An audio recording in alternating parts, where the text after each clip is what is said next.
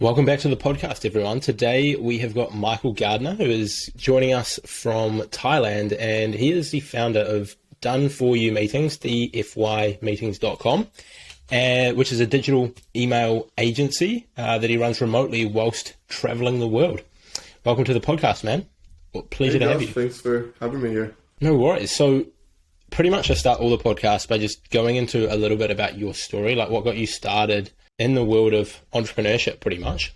Sure. So I started back in 2015 kind of as an accident, and I think that's pretty typical for most people. And the way I actually fell into entrepreneurship is a lot different than what I do now. So when I first got into entrepreneurship, I started with actually growing themed Instagram pages, kind of going the influencer route with working with companies, selling promotions, and helping other companies find other pages get promoted. So that's kind of how I fell into it. And initially I started that not meaning to make money, just literally growing Instagram pages for like a fun challenge in high school. And sure enough, I realized I could make pretty good money doing that, to the point where it didn't make sense to, get a minimum wage job at a time like all my friends. That got me tons of exposure to entrepreneurship because I was promoting people doing drop shipping or Amazon FBA or info products, coaching, and all that exposure just opened up the doors to the online business world. Learned about it quite young, and that gave me a lot of time to mess around and fail a lot. And eventually find something that worked.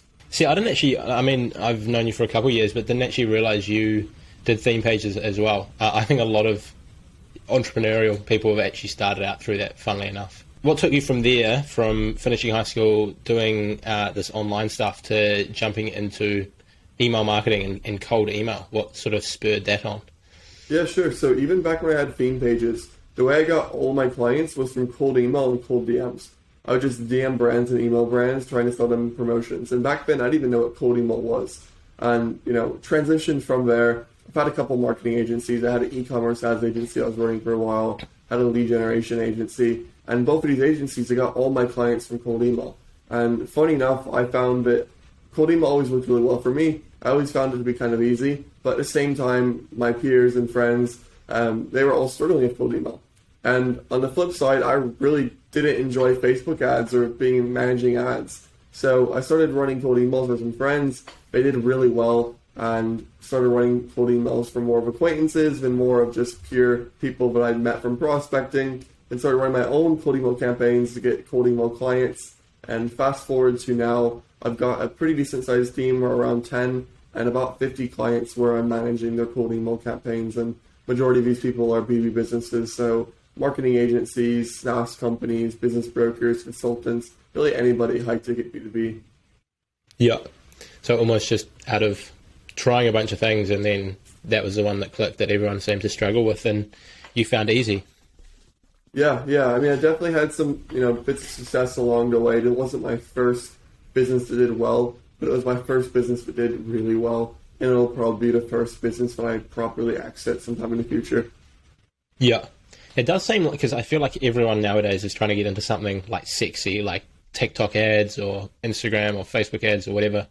But it seems like there's very few people doing, maybe that's just because I'm not in that industry, but it seems like there's very few people going into like cold email and a lot of those like almost old school marketing things that just still work. Yeah, there's definitely less competition. I mean, Facebook ads are definitely a lot cooler, you could say.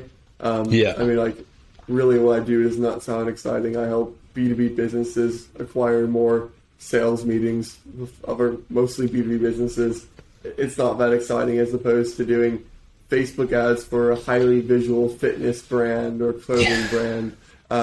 But it's definitely a need. And also, I love the B2B space because everybody has money.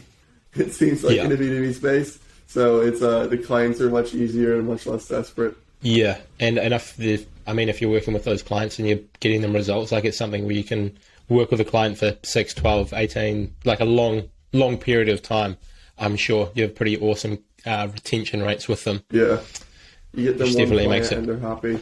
Like once you get them, like when we onboard people, like our goal is to get them a client as fast as possible. Then we know they're not going to leave.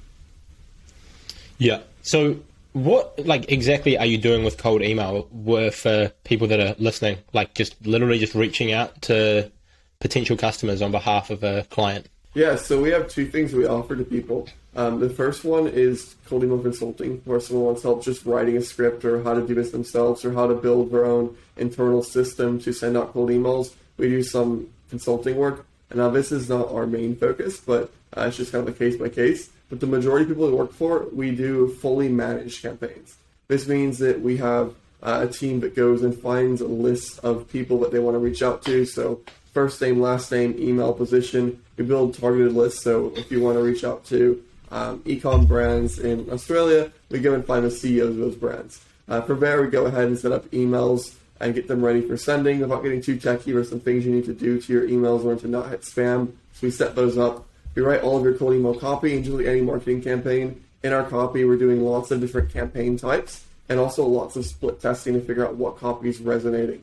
From there, we send these emails on behalf of prospects. And when somebody responds to a prospect's campaign, we send these emails on behalf of clients. And when a prospect responds to the client, we then go ahead and appointment set onto their calendar. So for the client, we do everything. All they do is hop on meetings. Like we handle the finding the leads, writing a copy, sending the emails, appointment setting. We try to make it as done for you as possible because it's very easy for a busy agency owner to say, yeah, I can hop on calls, but ask them to do one of those other things, and it's another thing in their daily routine. Yeah, I definitely can see that happening. So like the first email you're sending out is just automated, and then after that you're using a person to follow up and get someone on the call? So we have sequences. So our cold email sequences, depending on how much the client has to say, meaning they have like lots of resources of free trainings and case studies, it varies. But normally we email every prospect between 4 to 8 times. And then once they've responded, we then follow up with them manually. And once someone's responded positively, we follow up forever. So if someone has responded like, yes, let's talk, then they never respond when we send them a calendar, we never stop following up. Like, it's literally forever we follow up. Far out. Okay. I better not respond to too many random emails then. There you go. I don't think most people follow up. That's why they hire us, because they wonder why they don't get meetings, but they follow up one time, where it's amazing. Even internally, we probably close 30 to 40% of our deals 3 months after the first call, because I just follow up forever. I'm still following up people from 2019 and 2020 and some things. Far out. No reason not to. Yeah, I mean, they say the fortune is in the follow-up, but that definitely takes it to a new extreme. Just keep at it, I guess. Is this something that you think could be useful for any sort of business, or do you think it works better or mostly with certain specific industries or niches? Pretty much anybody high-ticket B2B can do well, because the thing of emails, like everybody's on email, it's pretty easy to find them. So anybody selling a B2B service this can work for. Even like some e-commerce brands it might make sense for. Like I had a call with somebody the other day who manufactures protein shakers. Like you put your protein powder and shake it, and he was looking to sell it to gyms for retail. So even e-com can get in on cold email. It does make the most sense for high-ticket B2B, meaning over $1,000 B2B services, but there's definitely lots of opportunity for even lower-ticket B2B. It just might come as a loss leader. Like I do know some people who are promoting $10 a month SaaS companies on cold email. You're just going to have a loss leader, but you would pretty much any other form of advertising if your product's $10. Yeah, well, software in general seems like it's one of those things where you lose a lot of money early on and just get it back in the long run. What would you say, moving a little bit on from cold email to, I guess, agency owners in general, people who are trying to get into the agency world, start their own agency, what would you say would be your best advice for those people? Outreach. I mean, I've worked with a lot of new agency owners, and I mean, the thing is, most people will fail to try to start an agency. It's just the nature of it. It's a super low level of entry point business. What I mean by that is like any business that's easy to get into doesn't have a very high fail rate, because someone can just choose they want to start an agency and get right into it. So that lowers the quality of people who could try to start. But on top of that, I think the reason that a lot of people do fail is just lack of outreach. I mean, I see people start agencies, they get obsessed with perfecting their offer, and they get obsessed with writing a sales script and their website, and they just do all these things but don't lead to money. And in reality, if you don't know your offer, just go do a bunch of outreach and test different offers. Don't know your pricing, take a bunch of sales calls and test your pricing. So I think that really it's just more outreach. It doesn't necessarily need to be cold email. I mean, Instagram DMs, Facebook DMs, cold calls, drop-ins, flyers, mail, email. But you can't expect to get any clients if you're not in front of anybody. And if you're just expecting people to come from organic or referrals, well, that's not predictable, especially when you're just starting. So I think outreach is really key.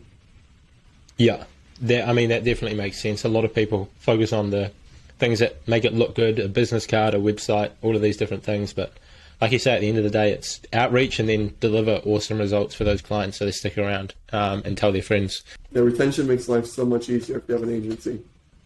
Yeah, 100%. Would you advise people to go for a specific niche, or do you think it matters less about the niche that an agency is going into? Would you suggest people jump into TikTok, for example, like at the moment, seeing that's quite a hot thing, or how do you approach that? So pretty much anything that has worked for someone else can work for you. However, there's going to be some bit of a higher barrier of entry. A great example for this is I see so many beginners want to start a Facebook ads agency, but they just want to not learn Facebook ads, hire somebody on Upwork to do the work for them, and then they get frustrated when they see that Facebook ads for e-commerce is one of the hardest places to get meetings. Again, it's just due to the low barrier of entry, meaning lower quality person can come in very easily to the market. So, I would normally deter people from Facebook ads, but that's also assuming that the average person doesn't put in the time to actually learn ads, but is hired out, and that they're not aggressive on outreach. But at the same time, if somebody's a great media buyer, they're passionate about it, they're willing to put in the work, it can work. But in general, some of the hardest spaces I found are anything to financial services is really difficult. Anything, Instagram ads, email marketing, Facebook ads, e-com, really tricky one to get meetings in. Another one that's a bit tricky is like lead gen to real estate or solar. Just kind of the ones that people often jump into, have more competition. But also that's because there's a lot of money there too. So I don't think for beginners it might not be a good idea to go for those spaces because they're more likely to give up quicker. Because the sample sizes needed for success might be a lot different. Like if you're selling to, say you're selling ads to business coaches, it might take 50 people to reach out to get a meeting. Or if e-commerce, especially if you don't have a great website and case studies, so like all those things do matter for e-commerce, it might be, 300 people you need to reach out to set a meeting. So a lot of times beginners won't even do the bare minimum outreach to get one meeting. I personally, in terms of my favorites, I love anything B2B. I have not seen many people do bad B2B, selling to B2B businesses. I think that normally B2B has much more budget than B2C, and also I think the people that run them are generally a bit easier to work with. Yeah, that makes sense. And I think the issue with, like you say, a low barrier to entry for certain niches, a lot of people go into it, and like you say, a lot of them aren't good at what they're doing. So if all the gurus are saying target real estate agents, a whole bunch of people go out there, target real estate agents, get bad results, and then these people think that Facebook ads don't work or whatever doesn't work because they've been ripped off by 3 different agencies, and now they're really reluctant to actually give it a shot. Whereas if you go into something that I guess less people have targeted, you've probably got more chance of actually hearing back because people don't hate the industry. Yeah, that's correct. And also you're going from 1 out of 10 in someone's inbox compared to 1 of 100. And this can also change based on, I actually recorded a video on this recently too for YouTube. This can also change based on country. So let's say the real estate market, obviously it's going to be super competitive in the United States, but if you're German and you speak German and you're targeting German real estate agents in Germany, well, there's probably not that much competition. So it also depends on your location. Even even if you're say you're American who only speaks English, you can even target the Middle East. The Middle East is an awesome market, super huge buying power. Economy's growing like crazy. People speak English. It's really easy to get a hold. So you might be struggling to get a meeting with a realtor in the United States, but if you just realize that you could just target the UAE or Qatar, then you could be all sorted. So a lot of people just don't think in terms of testing. And they just kind of try one small sample size, one test. It doesn't work, and then they kind of move on. When in reality, you got to be testing a lot of things: your copy, location you're targeting, your offer, what your call to action is, and so on. Yeah.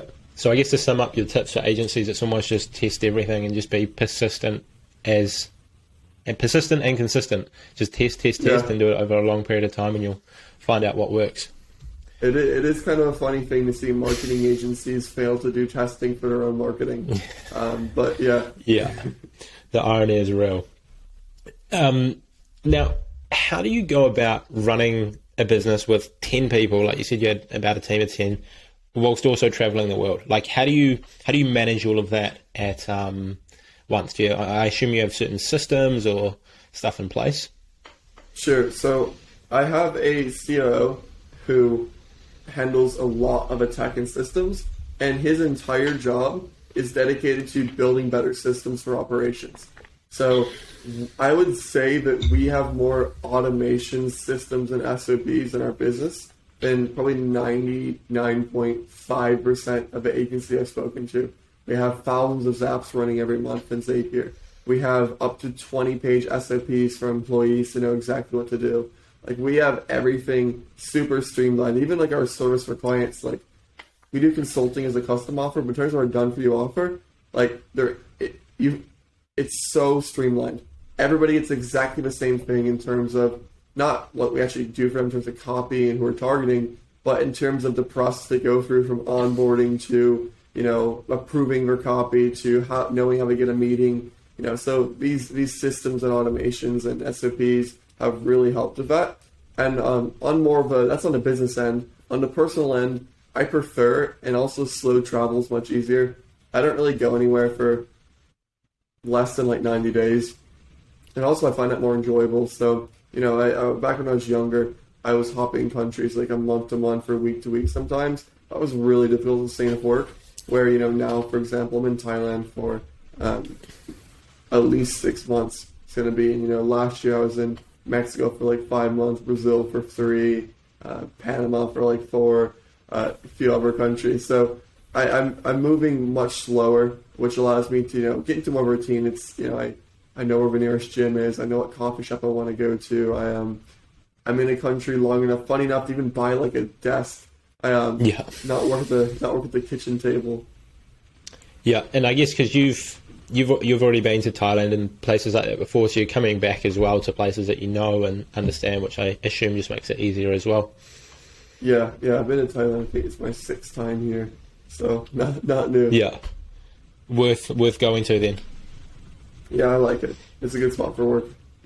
Yeah, where would you say are your favourite places that you've been as a digital nomad, I guess? Sure. So I think there's 2 answers to that. There's ones that I've enjoyed visiting and ones that I've enjoyed working and living in. I really enjoy visiting, not for working. These are terrible places for work. I really enjoyed India and Bangladesh.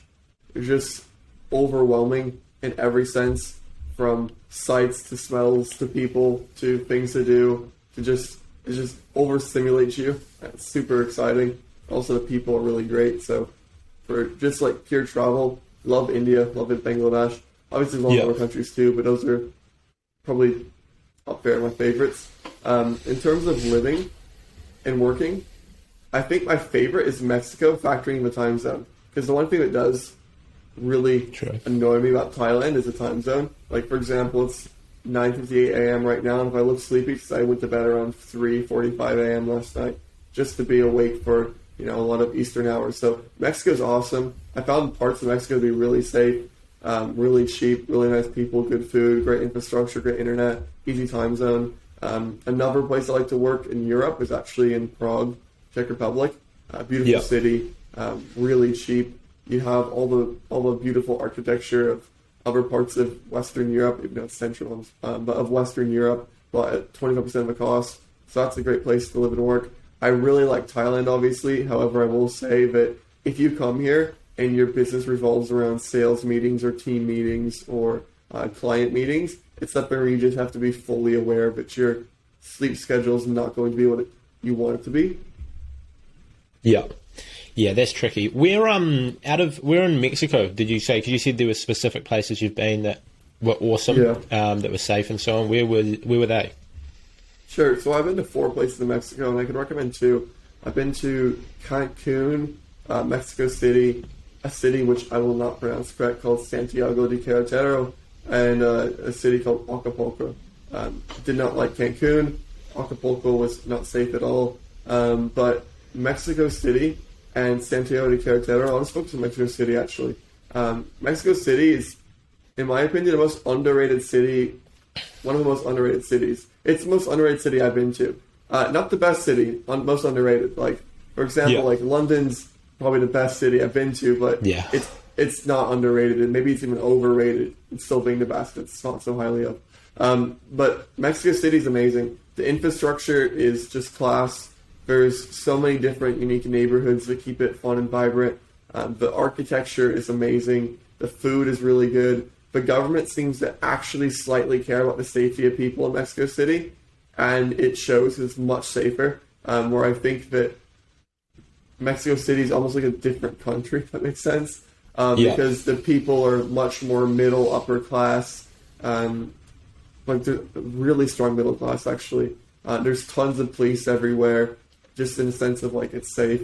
Lots of foreigners live there. Yeah, it's just, it breaks all the bad molds of Mexico. There was obviously bad parts of it. It's a big city, same as New York City. But if you know where you're going, it's surprisingly safe and beat what I expected, to the point where it's somewhere that I think I might even eventually want to own an apartment and live for a few years.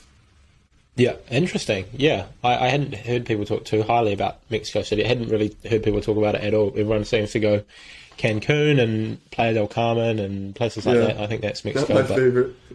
Yeah, just too many, too touristy sort of thing, or? It's just little America. You're paying American prices to hang out with Americans at American resorts. It's like, just hang out in America. I don't know. I mean, there's nothing wrong with it if you really enjoy it, but if you're looking for more of a cultural travel experience, it's not Cancun. Normally the people I see that go to Cancun or Tulum are people who want just a nice vacation. And that's fine, but not necessarily, I mean, not to gatekeep traveling, but people who consider themselves more vacationers and travelers, or looking for more of like a fun experience than a cultural experience. So it depends what your goals are. If you want to, go to a fun resort and party and hang out with other foreigners, it's a great spot. But for me personally, it doesn't match what I'm looking for. Yeah, you don't get to experience a new place, new people, etc. Interesting. Yeah, not as much, more diluted. Yeah. Was there anywhere that you've been that you wouldn't recommend, that you wouldn't go back to, like aside from those two places in Mexico? I don't want to bash too many places, but it's just interesting for, I guess, other people that want to travel, like places to go, places not to. I like being a realist. One thing I don't like is people who talk about travel and explain every place like it's the nicest place in the world. That's just not true. There's some places that kind of suck, including in America, to be fair, though. So, like, I'm not going to pretend like America's the best place ever. I really dislike the country of Panama as a whole.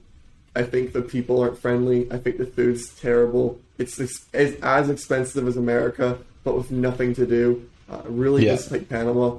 Probably my least favorite country I've been to. Paris, I didn't like Paris. I felt to be really dangerous, overpriced, overrated. I got robbed when I was there. Like, Paris, not a fan of it. Panama, I just had a horrible experience there. Brazil's an interesting one. Brazil's awesome and so exciting and so fun, but it is actually quite dangerous depending on where you're going. And it's kind of exhausting to always have to worry about, like, watching your shoulder, like, being super careful looking at your phone. So Brazil's a fun one. But there's definitely, I don't recommend people go to like Rio de Janeiro or like Sao Paulo, the bigger cities in Brazil. I'm trying to think. I didn't like Paris. Panama wasn't that great. Peru was fun, but I also didn't feel super safe there in parts of Peru. But yeah, those are some of like the few negative experiences I've had. I mean, I've had like random one-off negative experiences, mostly in like big cities. Like I've had some dangerous things happen in like, even in Europe, like in London, I had a couple of dangerous things happen when I was living there, once in Belgium. But in terms of like the only place I've been like thoroughly disappointed with, it's been like Paris and Panama. Again, like I've had some disappointing moments or like unnecessary danger, like I mentioned in Brazil and Peru, and again, obviously just in big cities in general. But yeah, those are the only two places where I've been like, I really just don't want to be here and don't want to come back. Interesting. Yeah, I mean, I went to Paris for about 8 hours on a stopover and thought it was absolutely beautiful, but definitely did feel, you did feel a bit on edge, and you sort of always did want to make sure you're pretty cautious with what I was doing, which, yeah, like I said, I was only there for a short period of time, but yeah, beautiful It's city. definitely safer but, than some spots, but just not my thing.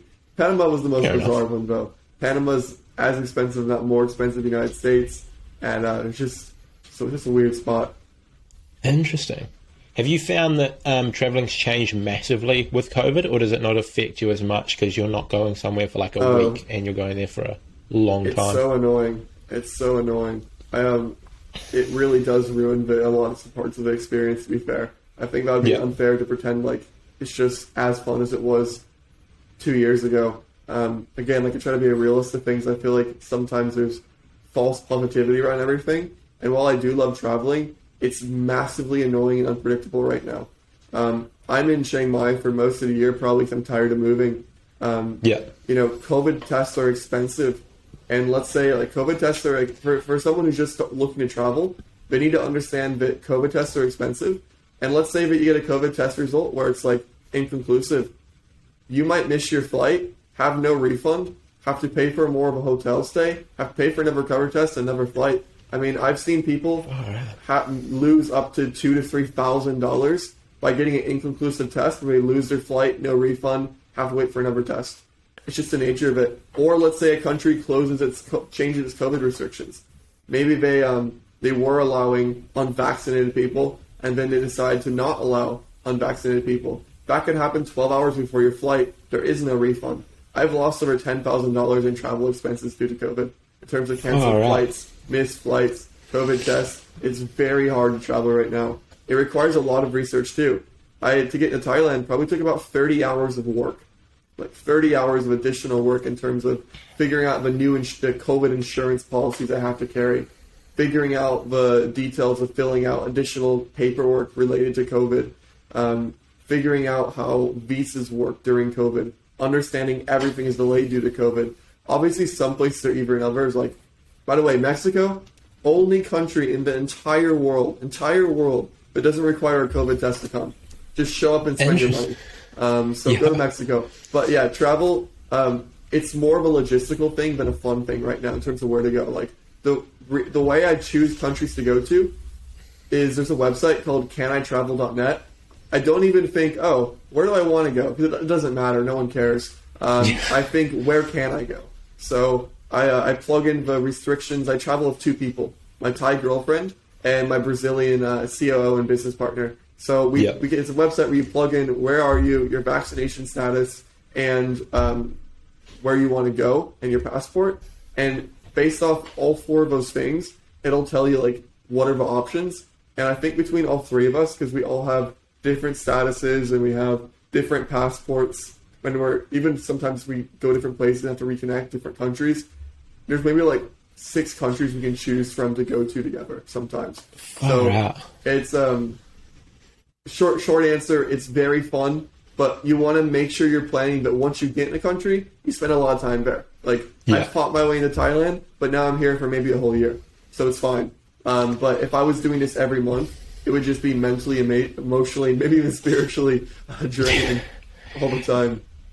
Yeah, that just seems like such a struggle, and I think it's probably put a lot of people, including myself, off. I mean, I sort of didn't realize how much paperwork and like paying for COVID tests and all of that was involved, because New Zealand's just been pretty much shut off. But like a friend of mine went to Australia for a business trip for like a few days, and she had to I think she spent $200 on a COVID test leaving the country, and then $300 coming back. So it's like, it was as much for COVID tests as it was for flights to get in and out. It's like ridiculous. But I guess it just means you have to go places for longer, which I guess suits you. Or travel in your country. Like, that's one thing too. It's like, I mean, if I was at home, I've been to more countries than I've been to states in the United States. And I know a lot of people too have like taken this time to like actually explore their countries.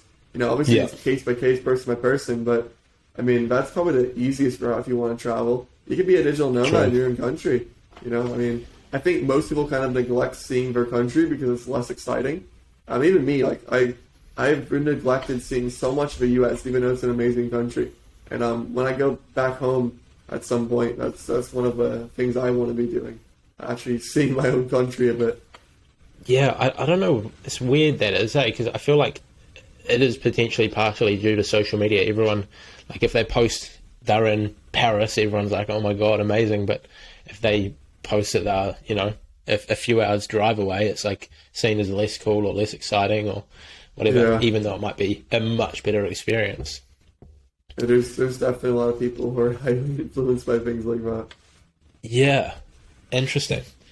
Okay, so I start to wrap this up. What would you say would be your best advice if you could give to your younger self, like when you were starting out growing theme pages, even on Instagram, advice going forward that would have saved you a lot of time? I'll give one piece of advice that I would give to a younger person in my position, but luckily I managed to do myself, and then one piece I hadn't done. So the first one is outreach. Like the only reason I'm here right now is my dumb little 15-year-old self managed to figure out that I need to get in front of people in order to sell what I had. So Yeah. that was outreach. Like if you have an e-commerce store, you're not gonna sell anything if no one sees it. If you have a B2B business, you're not gonna sell anything unless anybody knows about it. Like outreach is just such a good skill to have, and you can literally sell anything the rest of your life with outreach. So outreach is great. The thing that I didn't do, but I wish I had done, which probably would have propelled my success way more, is focus. I was a notorious scatterbrain and still am, but I manage it. So I'm a managed scatterbrain now, but before I was an unmanaged scatterbrain, meaning I would start like 10 different ventures at once and have like no time for any of them. So if I think that focus is much less exciting, but you look at anybody who does super well, with the exception of Elon Musk, who manages to do everything. Most of them are all focused into like one thing, or maybe expand to two, and one of them's already really big and successful. That's a great point. I think even with like Elon Musk and that, I don't think people realize that they've got a huge amount of people working for them. So they are just coming up with ideas. They don't have to write the emails, build the product. Yes, leverage. Yeah, they're sort of just thinking, and then other people go and actually do it for them. What I guess what's one thing you want to do more of moving forward? What's the plan? Business or personal life? I guess a bit of both. Like, do you want to travel more, or are you looking to slow things down, or? Yeah, so one thing I am slowing things down as of now. One thing I've not really had the ability to is do hobbies when I travel, because most hobbies require stuff which I don't have room for. So like being settled down here a bit, I've gotten a lot of things that may sound really goofy, but I'm really enjoying. Like I have a bicycle, I have a basketball to play basketball. Yeah. And that sounds so goofy. I have a chess set, been learning chess. I wanted to learn how to ride a motorcycle, so I impulsively bought 3 motorcycles that I've been learning how to ride. Some just like bigger items related to hobbies. So on a personal note, I'm just doing some hobbies for once, because like before it was all travel and business, but I loved it. But it's like it's nice to be able to go to the basketball courts and play basketball, or like ride a bicycle, things like that, because it's difficult when you're moving around. So that's on a personal level. I'm just trying to take more time for hobbies that I couldn't previously done. On a business level, I'm really working on, like, we're so huge on systems, automations, SOPs. I'm working on even more trying to get myself out of business. This is a business I want to exit. I do want to exit it in sometime between a year to 2 years. So my kind of game plan with that is build it to the point where it's just continually becomes more of a machine, so it's more marketable to sell. And this whole time I'm building my personal brand. So kind of a roadmap is I'm going to be introducing an info product probably somewhere between 2 to 6 months from now, and use the agency obviously as social proof and as my as where I get my information and where I find new findings to put into the course, and then at some point exit the course and kind of keep more in the info route, because as of right now you go through periods of working a lot, and I'm definitely one of those periods where it's 12 to 14 hours a day, not super sustainable how fast we're growing. So that's kind of the idea. Remove me, add in info for more scalability, exit the agency, in a year to 2 years play, but kind of keep on the info route. And also I found that I really like high ticket corporate consulting. So keep on the info product route for more of like younger entrepreneurs, and then do more of like high ticket corporate consulting work on the side. That makes sense. And that's a good way to do it, I feel like, as well, for people to learn from. Someone that's actually doing it, like someone that's got a business and is teaching it, as opposed to someone just teaching it. You can Yeah. find a lot more. I haven't started the teaching yet, but I've done the doing, so I just got to add in the teaching after 7 years. Yeah, that's a good way to go about it, though. I think a lot of people don't. So if people want to, if people want to find more of your info, more of your content, or potentially even work with your business, where can they find all of that? I'll link anything down below.